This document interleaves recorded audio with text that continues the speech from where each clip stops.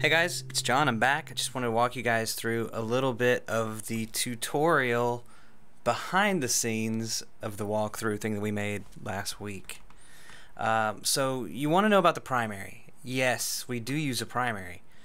Promos are a weird little beast, and when I work with them, let me just show you. Okay, we have our action spot comp right here. Let's look at V1. Right. So we've got V1 down here, and I'm outside of the primary. So let's zoom out so you can see the whole sequence. This is how I feel about it.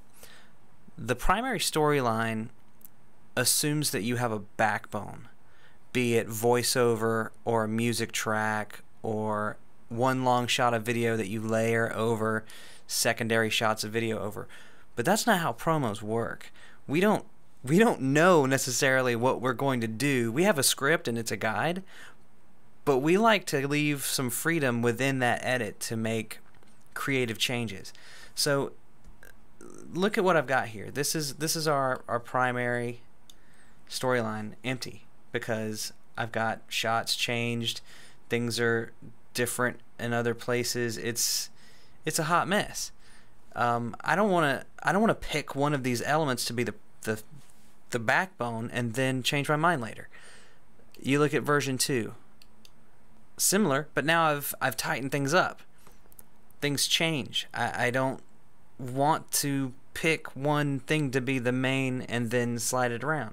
So if occasionally I have to do something like, you know, click and drag and select a whole section to do this, that's okay. That's my choice to work like that. I'm not thinking too hard about it. If I'm gonna click drag to select a section to move around, I don't really perceive that to be much different than holding down the tilde key and sliding things around, or making a compound clip of some of these elements and then having to step into that to change. I think it's apples and oranges, and the sooner you get past the fact that I'm working like that, I don't think it's a big deal, and if it's not affecting me, it shouldn't affect you either. And also, when you're working in the primary storyline, it can affect everything down, but when you're dealing with specific duration projects and you build everything that you have to build first and then you play in the little gaps of creative realm that you have, if your end page has to hit at 24 seconds, your end page hits at 24 seconds. You don't want the primary changing that. And that's another reason why I stay out of it. Now let's go look at one other thing though, because I do like the primary for certain things. Here are our tutorials. Right here we got chapter 4. Let's look at chapter 4 final. Wait a minute. Do you see that? I'm using the primary. And look at that. It's all kinds of chopped up. Believe it or not, I stuttered, I changed my mind, I re-recorded audio in certain sections because I didn't like what I said, but I wanted the video to stay the same.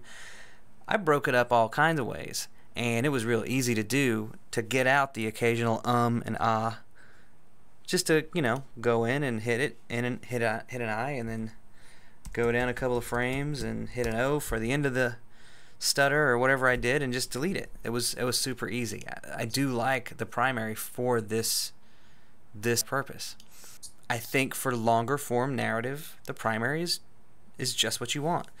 But for me, when I'm being in my creative space, I want to keep my hands off the primary because it's just how I work, and I hope that you can somehow get past it yourself and understand that the primary has its benefits, and it also has its, to me, I wouldn't call it an obstacle.